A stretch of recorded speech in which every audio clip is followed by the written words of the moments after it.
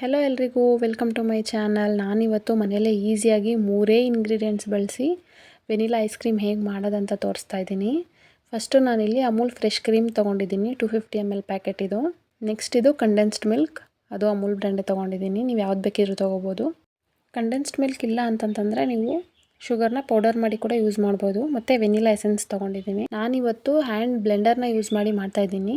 ವಿಸ್ಕರ್ನ use ಮಾಡಿ ಮಾಡ್ಬೋದು, but ತುಂಬ ಟೈಮ್ ಹಿಡಿಯುತ್ತೆ. ಕ್ರೀಮ್ನ ನಾನು 1 ಡೇ ಫುಲ್ಲು ಫ್ರಿಜ್ಜಲ್ಲಿ ಇಟ್ಟಿದ್ದೆ. ಇವಾಗ ಒಂದು ಬೌಲ್ಗೆ ಹಾಕಿದ್ದೀನಿ. ಇವಾಗ ವಿಸ್ಕ್ ಮಾಡೋಣ. ಇದು ಕೋಲ್ಡ್ ಇರಬೇಕು. ಅಟ್ಲೀಸ್ಟ್ ಇದನ್ನು ಒಂದು 6 ಅವರ್ಸ್ ಆದರೂ ಫ್ರಿಜ್ಜಲ್ಲಿ ಇಟ್ಟಿರಬೇಕು. ಸ್ವಲ್ಪ ಕೋಲ್ಡ್ ಆಗಬೇಕಿದು ಅಷ್ಟೇ. ಇದನ್ನು ಒಂದು 5 ಮಿನಿಟ್ಸ್ ಇದೇ ಥರ ಬ್ಲೆಂಡ್ ಮಾಡ್ಕೋಬೇಕು. ಕ್ರೀಮಿ ಟೆಕ್ಸ್ಚರ್ ಬರುತ್ತೆ, ಗೊತ್ತಾಗುತ್ತೆ ನೋಡಿ ಯಾವ ಥರ ಆಗಿದೆ ಅಂತ. ಇಷ್ಟಾದಮೇಲೆ ನಾನು ಕಂಡೆನ್ಸ್ಡ್ ಮಿಲ್ಕ್ ಆ್ಯಡ್ ಮಾಡಿದ್ದೀನಿ. ಇದು 200 ಗ್ರಾಮ್ ಬಾಟಲ್ಲು, ನಾನು ಅರ್ಧ ಹಾಕ್ಕೊಂಡಿದ್ದೀನಿ. ಇನ್ನೂ ಜಾಸ್ತಿ ಬೇಕು ಅಂತಂದರೆ ನೀವು ಹಾಕೋಬೋದು. ಇಷ್ಟು ಸ್ವೀಟ್ ಪರ್ಫೆಕ್ಟ್ ಅನಿಸುತ್ತೆ. ಮತ್ತು 1 ಸ್ಪೂನ್ ವೆನಿಲಾ ಎಸೆನ್ಸ್. ಮತ್ತು ಇದನ್ನು ಒಂದು 30 ಸೆಕೆಂಡ್ಸ್ ಬ್ಲೆಂಡ್ ಮಾಡ್ತಾಯಿದ್ದೀನಿ, ಎಲ್ಲ ಮಿಕ್ಸ್ ಆಗೋ ಥರ ಅಷ್ಟೇ. ತುಂಬ ಬ್ಲೆಂಡ್ ಮಾಡೋಕ್ಕೆ ಹೋಗಬಾರ್ದು ಈ ಟೈಮಲ್ಲಿ. ಇವಾಗ ಆಗಿದೆ. ಒಂದು ಸರಿ ಮಿಕ್ಸ್ ಮಾಡಿ ಇದನ್ನು ಒಂದು ಏರ್ ಟೈಟ್ ಬಾಕ್ಸ್ಗೆ ಹಾಕಬೇಕು. ನೋಡಿ, ನಾನು ಒಂದು ಏರ್ ಟೈಟ್ ಕಂಟೈನರ್ಗೆ ಶಿಫ್ಟ್ ಮಾಡಿದ್ದೀನಿ. ಇದನ್ನು 6 ಅವರ್ಸ್ ಫ್ರೀಝರಲ್ಲಿ ಇಡಬೇಕು. ಇವಾಗ ಆಗಿದೆ, ಹೇಗಾಗಿದೆ ಅಂತ ನೋಡೋಣ. ಹೊರಗಡೆಯಿಂದ ತರೋದಕ್ಕಿಂತ ಇನ್ನೂ ಸಖತ್ತಾಗಿರುತ್ತೆ ಟೇಸ್ಟು.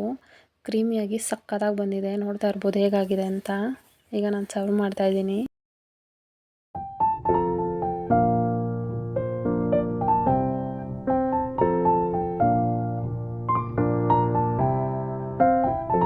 ತುಂಬ ಈಸಿ, ಆರಾಮಾಗಿ ಬೇಗ ಮಾಡ್ಕೊಂಬಿಡ್ಬೋದು. ಟ್ರೈ ಮಾಡಿ, ಹೇಗಿತ್ತು ಅಂತ ಕಮೆಂಟ್ ಮಾಡಿ. Thank you for watching.